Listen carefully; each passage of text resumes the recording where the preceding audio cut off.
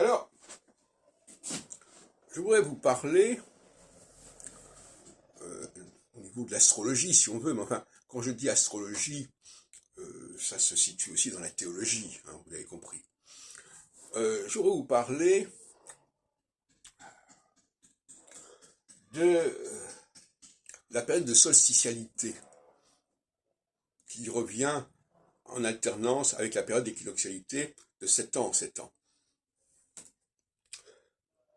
La solstitialité, c'est le moment d'un pouvoir fort, d'un pouvoir qui s'impose aux gens d'en bas, si on peut dire, au peuple. Et les leaders en période solstitiale doivent être suffisamment autonomes, je dirais. Ils doivent avoir leur propre autonomie de pensée, d'action.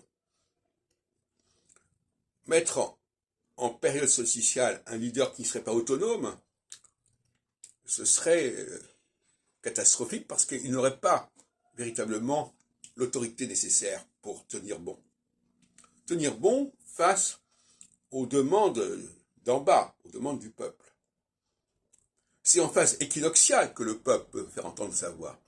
Mais en période solstitiale, il doit accepter que les choses viennent d'en haut.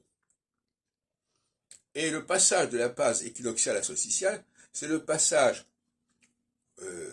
d'un pouvoir qui vient d'en bas vers un pouvoir qui vient d'en haut. Et inversement, le passage d'une phase solstitiale à la phase équinoxiale, c'est le passage d'un pouvoir d'en haut qui arrive, qui va laisser la place à un pouvoir d'en bas. C'est un vieux débat qu'on pourrait appeler celui de la lutte des classes, qui est au cœur de l'astrologie telle que je la conçois. Donc, d'une certaine manière, le profil du leader solstitial, c'est un profil de quelqu'un qui n'est pas dans un processus d'assimilation, qui n'est pas dans un processus où il cherche à montrer qu'il est où il cherche à montrer qu'il est autonome, alors qu'en réalité, il cherche avant tout à se conformer à la population vers laquelle il est arrivé. Problème de l'immigration, en l'occurrence. Toute forme d'immigration est un appauvrissement et un affaiblissement.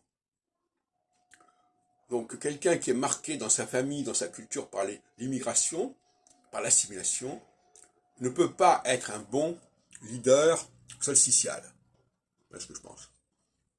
C'est pour ça d'ailleurs que Éric Zemmour n'a pas réussi son coup, parce que visiblement son discours était beaucoup trop assimilationniste lui-même dans sa propre histoire. J'ai voulu m'assimiler, j'ai acquis les valeurs, je me suis converti aux valeurs de la France, etc. Il ne s'est pas rendu compte qu'en disant cela, il s'affaiblissait. Parce que dire cela, ça veut dire qu'il est dans un conformisme, on veut faire comme tout le monde, on veut, voilà. Et il proposait comme schéma ce projet. Il faut que tout le monde s'assimile et fasse disparaître ses particularités. C'était pas recevable.